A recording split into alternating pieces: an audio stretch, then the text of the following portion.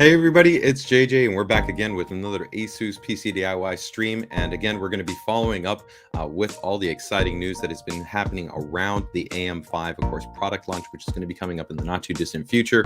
Of course, if you're not aware of what AM5 is all about, of course, it's AMD's next generation platform, which is going to be bringing, of course, the Zen 4 based microarchitecture, DDR5, PCI Gen 5. Of course, with ASUS being the world's #1 motherboard manufacturer, we're going to have tons of motherboards for this platform, and we're really excited. So we've gone ahead and already talked about our prior ROG CROSSHAIR series, so our flagship gaming series, but I know a lot of you are always kind of looking for that kind of good, better, best kind of breakdown in terms of what else are we going to be offering. So I'm really excited. Today we're going to be doing dedicated streams to be able to go ahead and touch on 2 other additions that we're going to be adding in here to be able to kind of round out the gaming lineup, specifically with the brand new ROG STRIX series based motherboard, with the -E really being a community favorite. And in a later stream today, we're going to actually be touching on the TUF Gaming series. And if you guys, of course, haven't checked out from the exciting news that we had at Gamescom, we've got actually more motherboards that we're going to be talking about. So maybe today, maybe tomorrow, you're going to want to make sure to keep it tuned to the social media channels. We've got really exciting announcements, of course, to be able to touch on our Prime series. We have our ProArt series, as well as for those of you who've been excited about small form factor, we do finally have now the introduction of the Gene series. So our ultra high performance overclocking centric micro ATX based motherboard,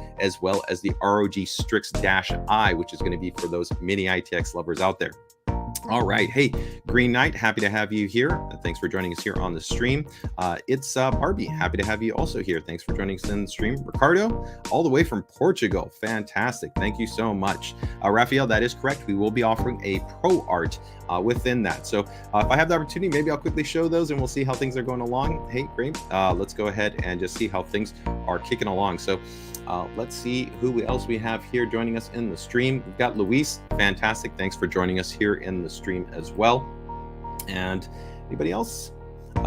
Let's see right here. We've got a question over already from Kurt. So, hi JJ, will the ROG formula be a motherboard on AM5? So I think you're asking, Kurt, essentially if we will have a formula series. So I can't get into more of the specifics on what we may or may have not already announced. Rest assured, of course, as we get closer to the formal product launch for AM5, we're going to definitely be diving into the entirety of the product stack, and we'll have a consolidated stream like we do for every one of our platform launches, where we'll pretty much cover from top to bottom the entirety of the product stack and help to confirm any other questions that we might have. But right now, the focus is definitely going to be on what we've already made announcements for. So that is going to be, of course, we've already announced the ROG CROSSHAIR Extreme. We've announced the ROG CROSSHAIR Hero. Today, we're going to be talking about the -E, as well as for the TUF Gaming based motherboards. And then also, like I said, following up very shortly, we also now have the Prime series motherboard, the ProArt series motherboard, the Gene, as well as the -I. All right. Brian, are you giving out any secret codes? Not giving out any secret codes today. So, but rest assured, we're probably going to be doing something in the not too distant future. So if you're not part of our PCDIY group or you're not following us on our social media channels, make sure to go ahead and do that so you can definitely get ready to take advantage of whatever we may or may not be doing. But let's go ahead and get ready to go ahead and just kick this off, right? Let's talk about actually some really exciting new stuff here that we've got with these brand new motherboards, because I'm pretty excited about these guys. So let's go ahead and just take a closer look right off at the bat at the board, and we'll definitely dive into some of the more features, functions, and specifications that it's bringing to the table. So let me go ahead and just bring it right up.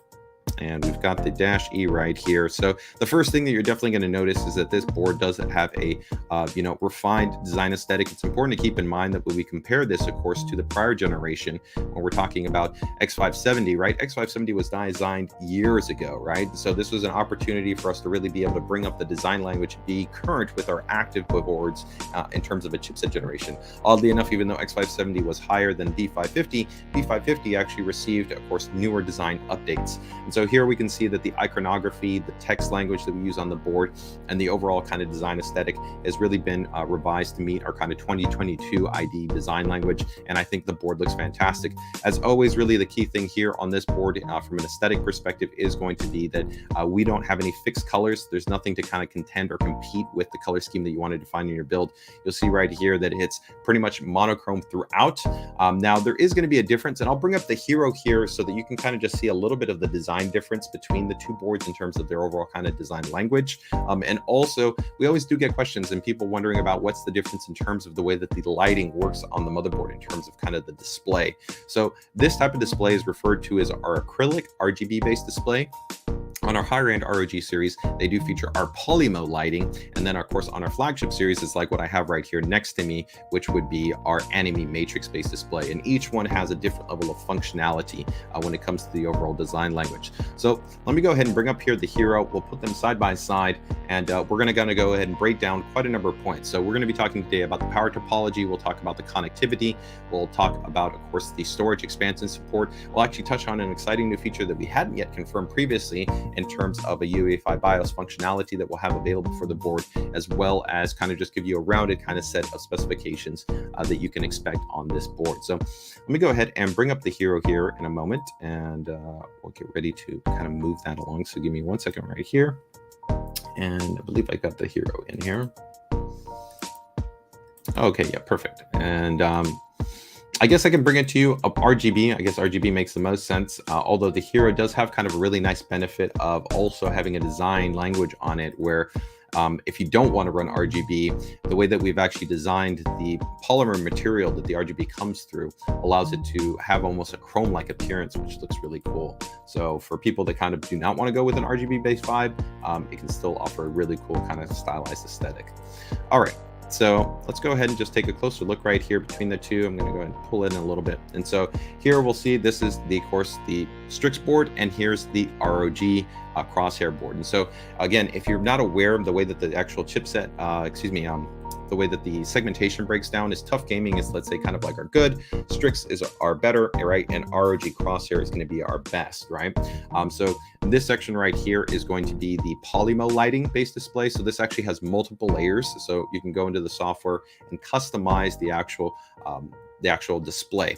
So it's not fully addressable like it would be, take for instance, like in the anime display matrix, but essentially have multiple design patterns that are available to you. This one is a fixed acrylic based display, but it still of course supports ARGB lighting. So you can go ahead and disable it. You can go through sequence through different colors.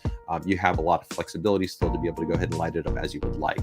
But you'll also see right here that the base also kind of takes on this really cool kind of property where you have this more reflective kind of chrome-like appearance. And of course, if you're wondering about all the features, functions, specifications, either check out the prior stream that we did on the Crosshair, or you can of course make sure to keep it tuned for the upcoming kind of comparative live stream where we'll break down all of the boards in that regard. Let me go ahead and just see if we have any quick questions here before we go over to the next point in terms of the aesthetic design. So let me just see right here. Hey Suman, happy to have you here. Thanks so much for joining us. Hey Droid Killer, we're not talking about any MSRPs as of today. MSRPs will be in alignment for the actual board launch. So just make sure to go ahead and keep it tuned to our PCDIY group, which is linked in the description, as well as you can follow us on our social media channels. That once we actually get, of course, to the launch, we'll have all that specific information. From a pricing perspective, of course, Crosshair series will be more expensive than the ROG Strix series, and the TUF Gaming series would be below the price point of the ROG Strix series. Okay. A green light, yes, I would definitely appreciate it. If you want to smash that like button, that would be pretty awesome. So let's go ahead and dive a little bit more deeply into the actual board. We're going to do a little bit of a flyover here, take a look at some of the actual elements here on the board, and keep moving this along. So one of the first things you're going to, of course, see just as we take a closer look is you have that acrylic based display. You're going to notice that there's a fully integrated IO shield here on the board, which you would expect just makes the installation process that much more streamlined, that much easier. You're going to have, of course, very large, high performance based power connectors in terms of your dual 8-pin. Now, one thing that you might find interesting is that if you actually look right here in these pins, these are our thicker pins in standard. So this is something that we've had for multiple generations with what was referred to as our ProCool power design. So the ProCool power design means that we use thicker pins. The thicker pins actually allows us to supply essentially a higher level of wattage and also maintain better thermal efficiency at the point-to-point contact between the cable and between the actual connection itself. This ultimately just translates into that means that we've kind of really designed the specification to be very tolerant of very, very high level levels of wattage. So for those users that are going to be taking advantage of overclocking, then you can feel confident that, of course, that's not going to be a limiting factor. But of course, we're going to be talking about the VRM assembly, which this board, while this is stepped below the Crosshair series motherboard, is featuring an extremely high performant power stage design. It's a significant upgrade from already the very much proven teamed power stage design that we had in the X570 era. But of course, with the new AM5 socket, one of the key aspects of why AMD transitioned over to an LGA based socket was to be able to allow for a much higher level of power delivery and current to be able to supply to the CPU to be able to kind of unlock higher levels of performance. And of course, we want to be lockstep in that to be able to ensure that we've got a total holistic power design to really be able to give you a stable and reliable experience when it comes to your system. Of course, these boards are going to be DDR5 based. You got 4 DIMM slots that are going to be on the board. Tons of connectivity, as you can see right there in terms of all your fans. You got your debug LED. Upgrade compared to kind of in the past where you might have only had 2 ARGB headers. You're going to have 3 ARGB headers on the board with still 1 legacy, of course, 4-pin header. It's going to be there. You can also see the ProCool power connector being present on the 24-pin base connection. You've got the start button right there. Now you also have a high-speed internal USB-C header that's going to be present on the board. We've also gone ahead and reinforced the internal USB 3 connector. So this is a small kind of touch, but in our testing, we did found that it helped to maintain better rigidity and stability with that interconnect. Some users have actually found that when they would make the connection or wiggle it, it could actually pry the housing loose sometimes from the board, and that could lead to sometimes bending the pins that might exist on that connector. Now, overall USB-C is that much more reliable, much more robust type connector, but here we've gone back to even try to improve upon that legacy connector, as still most chassis utilize this connector, and only some chassis on the market now natively have this USB-C based connector. Now, another really cool update is going to be the integration right here of the Q release technology that we of course introduced in our previous generation of motherboards on the Intel side. And this is a great feature because of course you can just press the button and you'll see right here that there's actually a little mechanism that links with this button. So when you actually click that button, it'll allow you to immediately go ahead and remove and eject the graphics card. So this is a really welcomed introduction in terms of having this now on AMD based motherboards. If you need to reposition your card, if you want to take out your card to clean it, if you're taking it out to put a water block into it, whatever it might be, it just becomes a much simpler process. You'll also see expansive PCIe, NVMe, M.2 SSD based support. So you can see you've got heat sinks right here, and these are very large and robust heat sinks that have been purpose designed for PCI Gen 5 support. So you can feel confident in that respect, and we will be readily supporting PCI Gen 5 for both the graphics as well as for the M.2 based SSD. Whereas I've seen actually some other competitors may have X670-E based motherboards that may have one or the other, but not both. But we are going to be maintaining functionality to be able to offer you both PCI Gen 5 for M.2 based SSDs as well as PCI Gen 5 for PCI Express graphics. And you can see that the motherboard does come fully equipped with 4 M.2 SSD based heatsinks. So any drives that essentially populate on the board, you do not have to worry about adding a heatsink. It is going to be present. And of course, like we would expect, this does maintain previous designs like we have with the M.2 Q-Latch design, which allows you to have a tool-free installation experience. Very easy to be able to go ahead and install your M.2 SSDs. You will also have optional backplate, M.2 back contact design. So essentially a dual heatsink design where we're making contact with both the front side of the M.2 SSD and the rear side of the M.2 SSD, which is definitely going to be more of a concern as you move into high capacity PCI Gen 4 and PCI Gen 5. So we're talking about 2 terabyte, 4 terabyte, 8 terabyte, future 16 terabyte based solutions, right? So from there, let's go ahead and now take a little bit of a closer look at the IO. This of course is going to be the exciting part, but we're also going to of course touch on the VRM in a moment here. I will also go ahead and pop in and make sure that we are taking a look at any questions that might be coming in there, because I know that there might be some questions. So give me 1 second here just to bring up my slide here. All right, very cool. And let me just see if we got any questions, because I'm sure that these come in here. Raphael is asking, is all the M.2 PCI drives PCI Gen 5? No. So you have to always still remember that when you come to any type of high performance specification like PCIe, either Gen 4 or even Gen 5, there's a lot of complexity in terms of having the stringent requirements that come from signal integrity to be populated across the board. There has to maybe be specialized actual components that have to be put on to be able to maintain the signal integrity and the performance. So at a minimum, we'll definitely touch on that on this board, the Strix-E. It's going to be, I believe, if I remember correctly, 1 PCI Gen 5 M.2 based SSD, then 2 PCI Gen 4 M.2 based SSDs. Three total PCI Gen 5, and then the last one, the fourth, would be PCI Gen 4. So you still have quite a bit of robust support in terms of that PCI Gen 5 configuration. But the important part is that you do need to make sure that as we get closer to the launch, we'll have the PCI mapping information, including the manual documentation, which will help you understand how layout configuration works. Because, of course, when you have PCI lanes that are provided by the chipset, as well as PCI lanes that are provided from the CPU, and you have other controllers that would be utilizing PCI Express lanes, there can be permutations that would affect each other. So this is always something to be cognizant of as you go about, setting up or specifying your builds and things along those lines. Okay. Let me just quickly here. Hey, Krister, where is the ITX? We're not going to be talking about the ROG Strix X670-E-I Strix board today. Probably talking about it tomorrow. We did announce that, of course, today at Gamescom. So we do have a Mini-ITX board coming, but I'm not going to be talking about that in this specific stream. Okay. No fans on any of these motherboards. Yes, so this is going to be a chip passive-based design, so you don't have to worry about having any kind of supplemental fan that you would have to worry about in terms of the actual chipset side or anything along those lines. So you're going to be great. So let's go ahead and take a closer look here at the actual board, and you're going to see that definitely we're not compromising on the overall features, functions, or the specifications or the I/O, right? This is a really, really spec board when we talk about the I/O implementation. So right here at the top, 4 USB ports, another 4 USB ports, so that's bringing us to 8, another 2 USB ports, that's now bringing us to 10, and then 3 more ports. That's a total of 13 ports on the rear of the motherboard. That's an absolutely massive amount of I/O connectivity. And it's really important to note that these are not, there's no USB 2 ports here. This is all high-speed connectivity. Now, in terms of a difference that you might be wondering, well, how does the Crosshair compare? The Crosshair actually had 1 less port. It was only 12 ports. Both the Extreme and the Hero have 12 ports.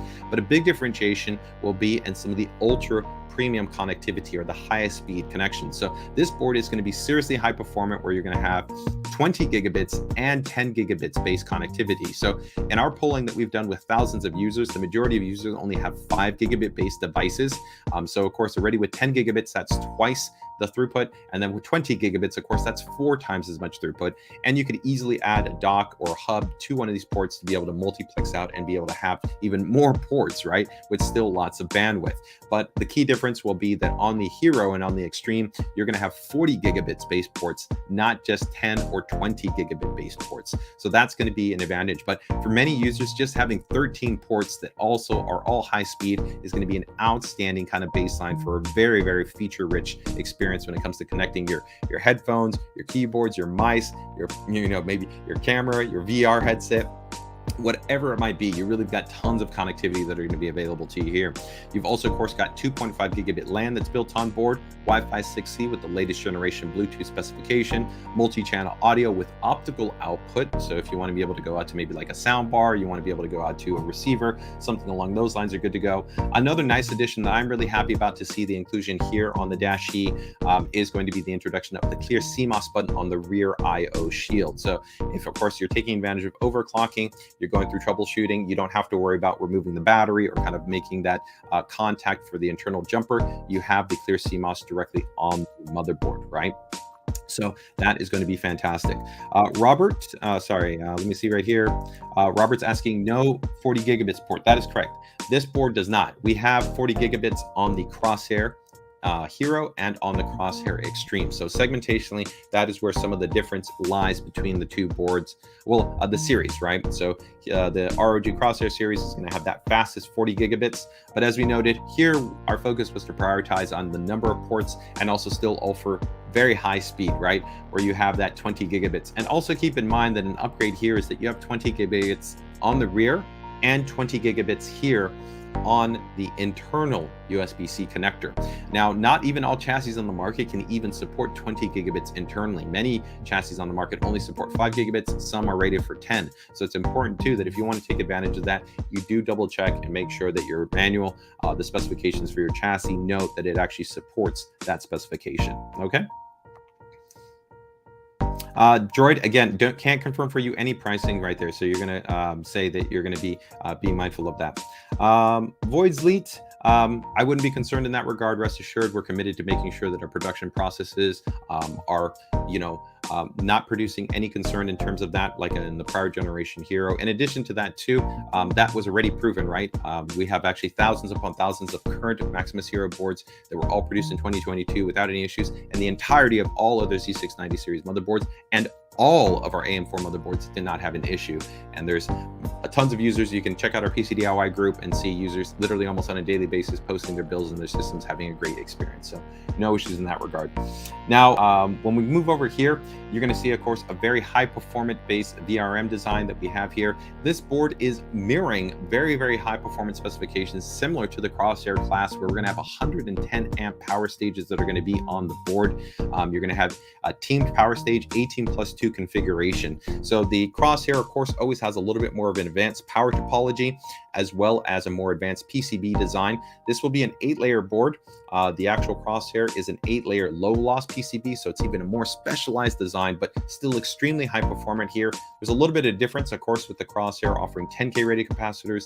Here you've got 5K rated capacitors, and the Crosshair also features ultra-high performant microfine alloy inductors or chokes. So it's an upgrade, but the reality is that even when we take a look at something like the TUF Gaming series, which would generally be our entry, you can feel confident any of the CPUs that will be coming out in Ryzen's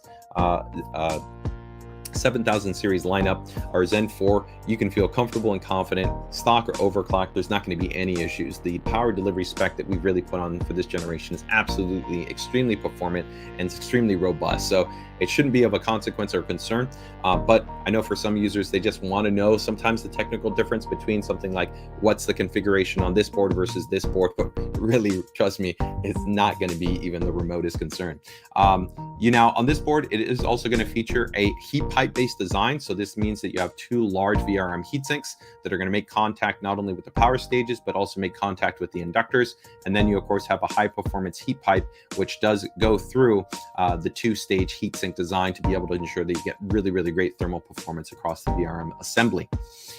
Beyond that, as we noted right here, up to 4 M.2 drives are going to be supported here. So tons of flexibility in that respect. So again, one of these is going to be PCI Gen 5, right? In terms of your primary with that very large M.2 heatsink design where it is stacked, very, very high performant. And then you're going to have 2 additional M.2 drives, which would support PCI Gen 5, both by 4.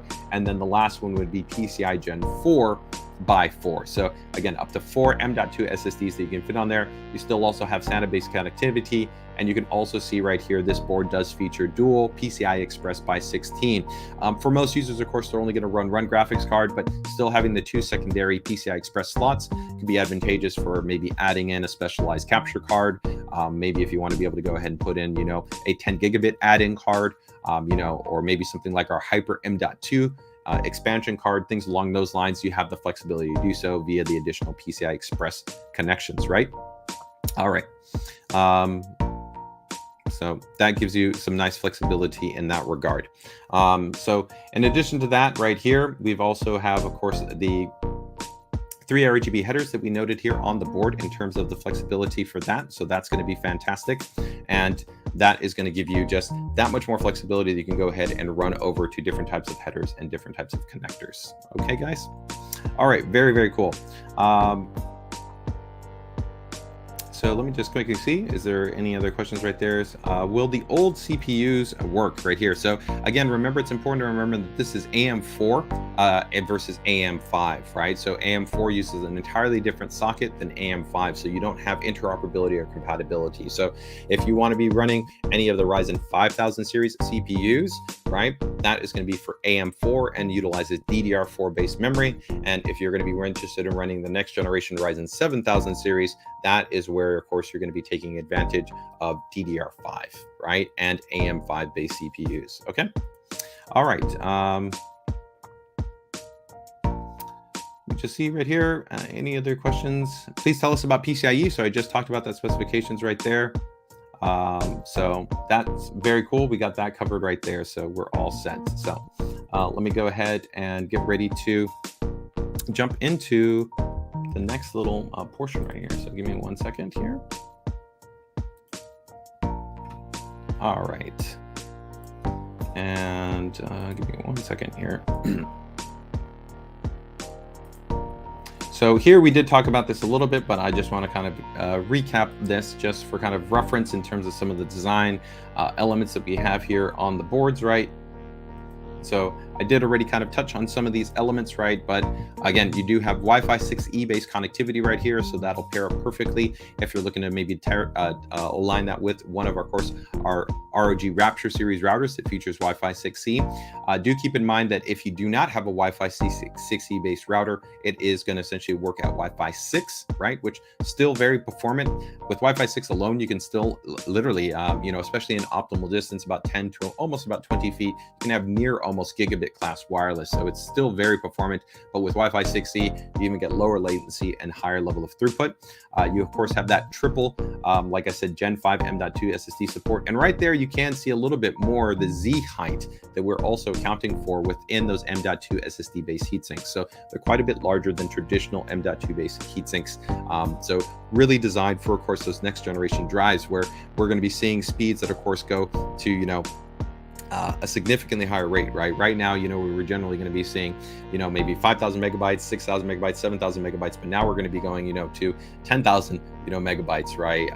It's really impressive and even faster in terms of that 2.5G networking, right? Of course, all the expansive I/O that we were talking about, and then that USB Gen 2x2, not only on the rear, but also on the internal side. Okay, so there is, of course, some other elements here that I did already touch on, which was going to include that we do have that, of course, that dual contact based design in terms of the VRM heatsink, right? And the actual heat pipe has even been increased in terms of its overall diameter to be able to offer even a higher level of performance. So you can definitely, again, feel confident that you're not going to have any issues when it comes to the thermal load when you place this on the system, again, whether you're going to be stock or overclocked.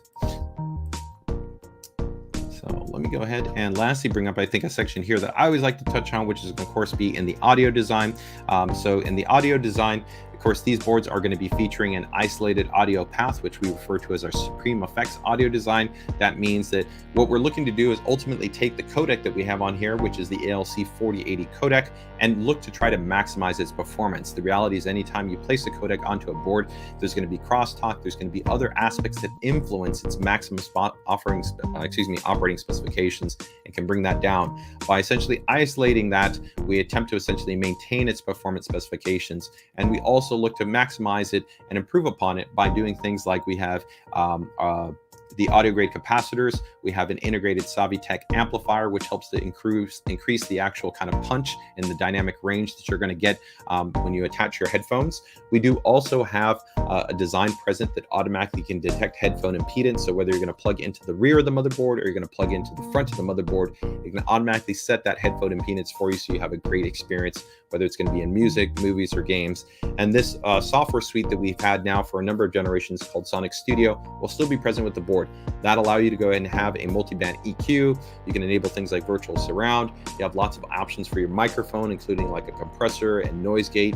You have two-way AI noise canceling support, which is also going to be a great feature. So tons of flexibility when it comes to the audio, and it's going to really be a solid audio design. Now, some people wonder, again, what's the difference between this and maybe the Crosshair series? The Crosshair series will feature a higher-end audio-based specification where it has an ESC for DAC and amp that's built on board, versus here where we have the codec 4080 along with the Savitech amplifier that's present on there. Okay. So let me just go ahead and see if we have any questions that might have come up there that I haven't gotten into. So give me 1 second. Let's see here. So somebody's asking is that I've noticed that, let me see here. I've noticed that all AM5 motherboards are 8-layer PCB. So when you increase layer count, there can be a lot of reasons why you do layer count increase. A part of it can be the complexity of the signal pathways, right, that you have in terms of the motherboard. So this isn't necessarily uncommon when you especially stepped up to not only PCI Gen 4, but also PCI Gen 5. In the past, when you didn't have those type of specifications, it was more common to see, especially on more mid-range motherboards, something like a 4-layer PCB. But the 8-layer, along with doing things like 2-ounce copper implemented within the PCB design, can also be a thermal benefit. So that actually helps us to actually have a reduction of kind of heat pooling around the CPU socket area. So as you're very much loading the CPU, there's actually heat that's literally pulled, right? So it allows for us to essentially have a better thermal experience, right? There's other elements to it that get into the overall kind of design, the topology, and the layout of the motherboard, but generally, part of just these boards having such rich kind of specifications present on them is part of the reason why you see them shift to now an 8-layer PC board. That does increase the complexity and the cost of production, but ultimately you end up with a higher class of board in that regard, okay?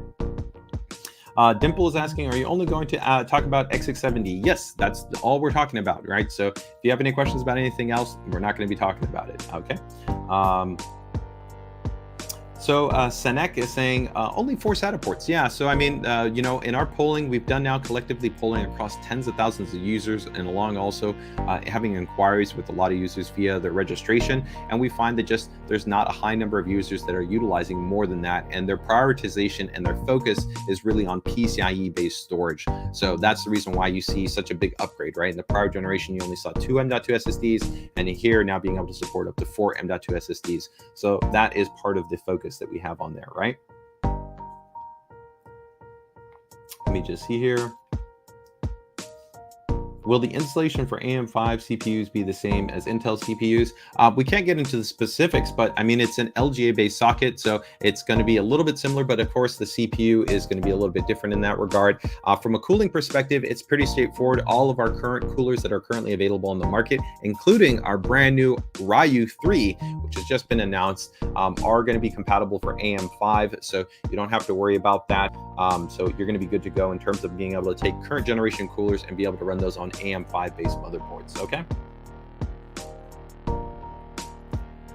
Lebu is asking, is Zen 4 compatible with Windows 10? And like anything, you know, modern platforms are always best run with the most current platform, but since the driver models are very similar between Windows 10 to Windows 11, although Windows 11 makes a prioritization preference towards DCH-based drivers, I would expect if you still really want to run Windows 10, there's not going to be any issues in that regard. You pretty much have driver interoperability between the OS environments, but of course, with ASUS's focus right now, our focus is a validation on Windows 11 as being the primary up-to-date platform to be able to get the best experience from either Intel or AMD based systems, okay?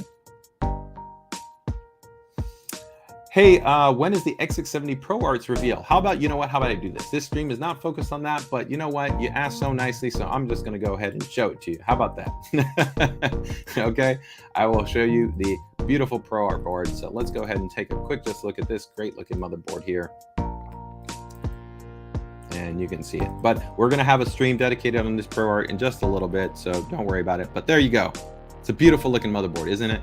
I love the overall design aesthetic on this motherboard. Again, if you're a creator, if you're a professional, if you're somebody that's not interested in our gaming oriented lineup, we're gonna have our Prime series, we'll have our ProArt series, and there you go. You've got the ProArt series board right there for you.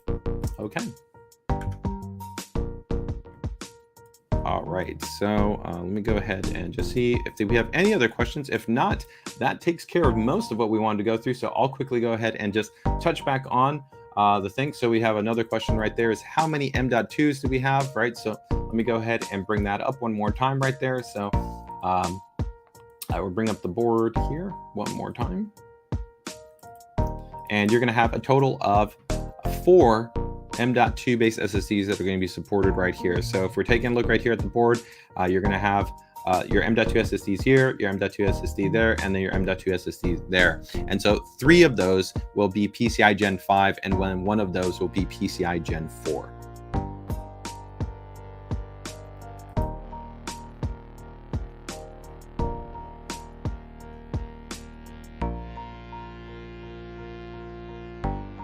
Okay, let me just see right there. Can you talk about how many PCI J5s we can slot at one time? Not right now, Dimple. You know, we're not talking about any type of PCI lane mapping configurations or anything like that. So you just have to make sure to keep it tuned for more information as we get closer to the actual launch right there. Which PCI lanes? So that will be denoted in the manual, but this is going to be very similar to how it was in the past, right? So when you talk about having PCI lanes that are connected to the chipset and PCI lanes that are connected to the CPU, the reality is it's pretty much irrelevant. While CPU lanes that are linked for the M.2 are going to provide technically the lowest latency. In real world actually uses, there's effectively no difference between a chipset link lane and then a CPU link lane. Again, technically you have lower latency, but overall in kind of measured throughput and performance, it's parity. And even more important, the reality is that most users do not use the saturated kind of link limit that is offered by PCI Gen 4, GCI Gen 5. In most situations, most of your workflow that you're going to be doing from kind of general desktop use and gaming use, one exists at very low Q depths. And if you actually measure that actual throughput, many times it's in an effective range around SATA speeds or very, very low PCIe throughput speeds, meaning, you know, it could be a couple of 100 megabytes, it could be maybe, you know, around a gigabyte, but it's not very much. Really, the people that tend to utilize the actual speed most effectively are going to probably be professionals and creators who might be really kind of pushing through large file sizes consistently from one volume to another volume, or maybe going from internal to external based transfers. But gamers and desktop users, the reality is that it really doesn't make a difference. But, you know, of course, yes, if you want the best performance, you're always going to want to go with the CPU link lane. But again, in our testing and analysis, it holds to pretty much be a consistent experience. You're going to have fast, great experience for desktop applications for gaming, regardless of whether you're talking about the chipset or whether regardless you're talking about the CPU. So Seneca is asking about timeline. Make sure to keep it tuned. You're going to be seeing more information in terms of the formal launch in the not too distant future. So it's going to be coming around pretty soon. So overall, going to get you covered in that regard. Let me actually go ahead. I still have the music on there. I didn't even realize that. Hopefully you guys have been enjoying the music right there, but we're good to go there. Okay. You see right here? Interesting. Let me see right here. So doesn't look like we have any other questions. If we don't have any other questions, we'll probably get ready to wrap it up right here. But I'm going to go ahead and quickly give you last kind of a comparison right here, again, to kind of just get a sense of the difference between TUF Gaming, ROG Strix, and then the Crosshair series, right? So let's go ahead and, but let me just go ahead and see right here. Okay, so let's go ahead and quickly just do that. So let's go first and take a look here, I guess, at the Hero. We'll kind of put that side by side there with the Dash-E. And then we're also going to go ahead and put that side by side to the TUF Gaming board, so we can kind of see a good, better, best kind of stacking and scenario in terms of the overall lineup right there. Okay, so give me 1 second right here.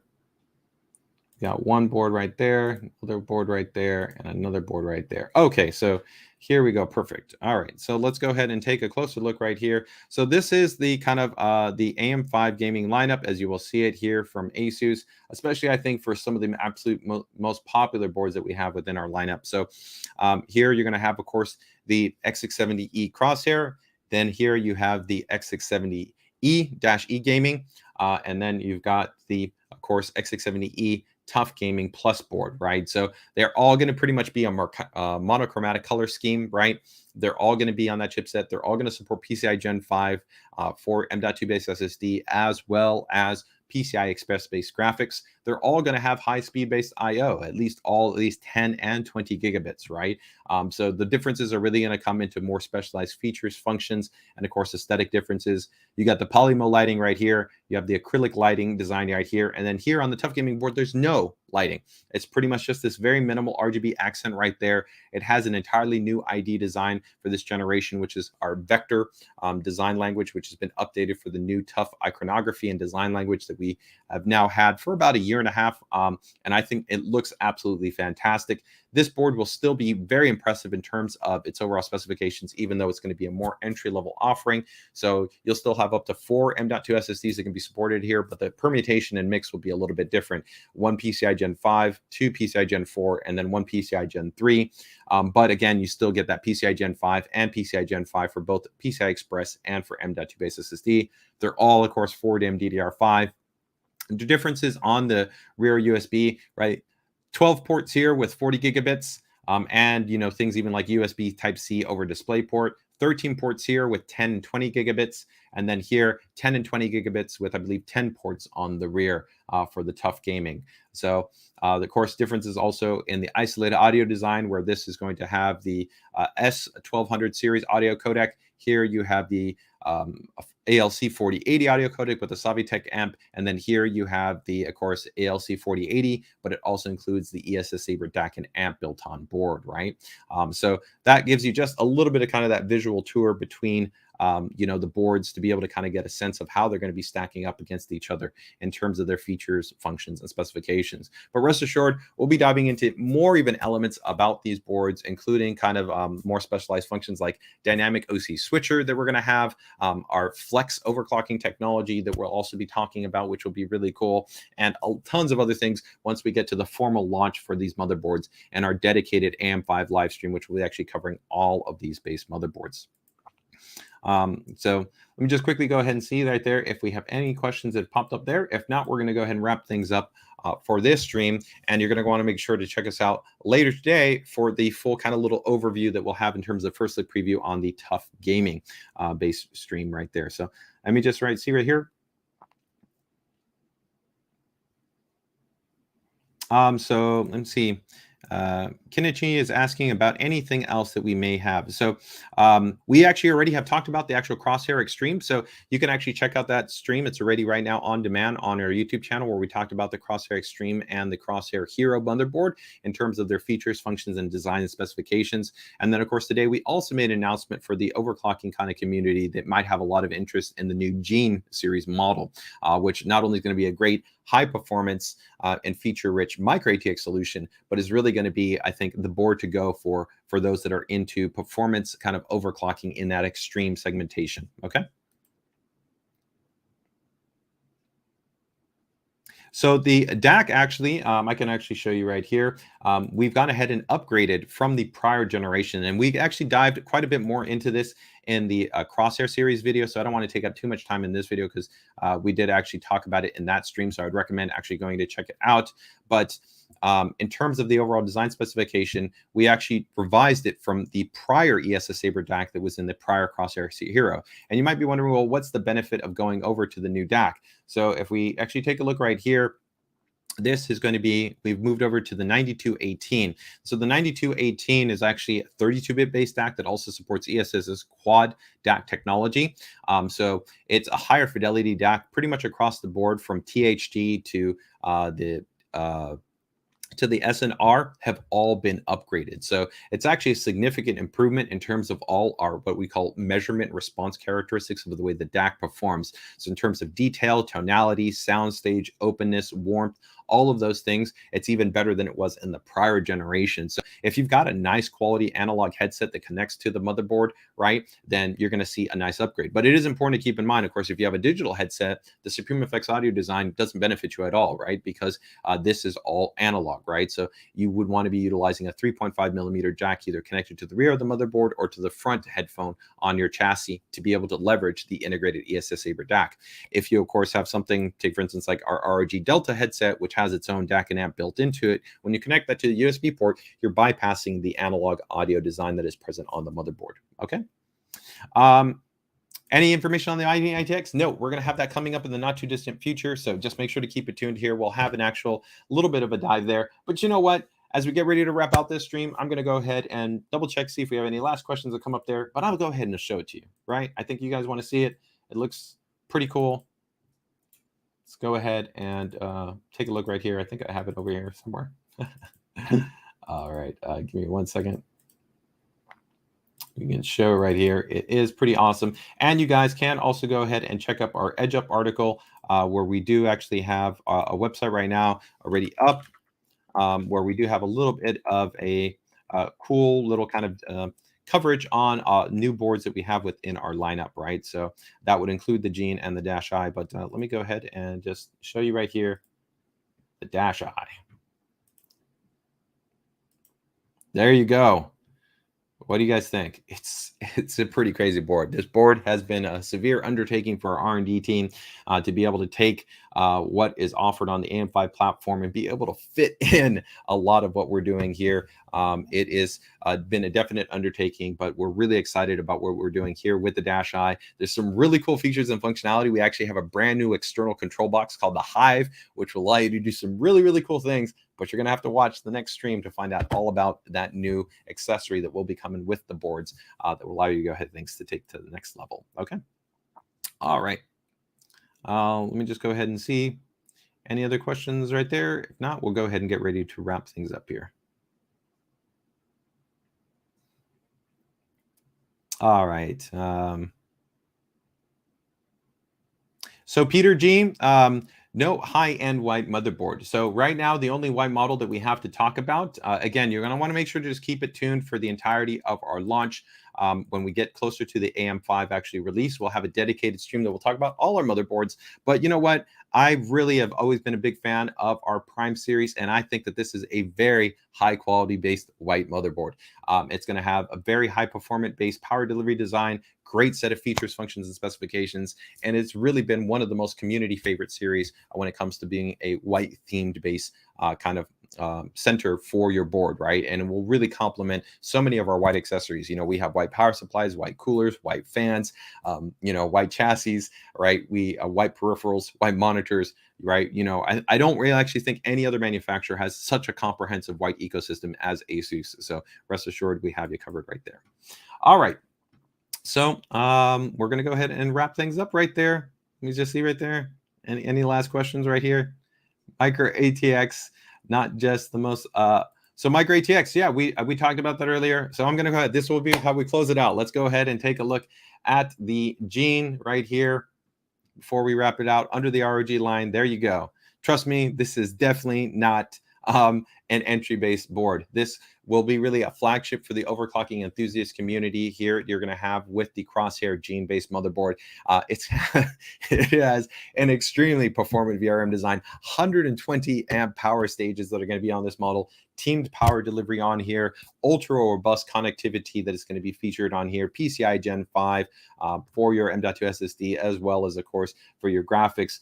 It's even also going to support right here the Gen Z.2 add-in card, right? It has the Q release design on it, which is so awesome. So you know what? Don't worry. We're going to be talking about this board in the not too distant future. So overall, an awesome set of boards. And like always, we recommend, if you're not part of our ASUS PCDIY group, make sure to go ahead and join us in our group. We're going to get you covered there and get you all the details when it comes to what we're going to be doing in terms of the AM5 lineup. So that gives you a quick overall tour of what we've done here for these series of motherboards. If you have any other questions, comments, feedback, whatever it might be, feel free to go ahead and drop them in the links below. We'll definitely look to be following up in the chat in that regard. And if you're not a part of our ASUS PCDIY group, make sure to go ahead and join us there. We already announced these boards essentially ahead of everything. I had full breakdown in terms of the features and specifications. And if you have more questions, you can feel free to go ahead and tag me in the group there. All right. So that wraps up things.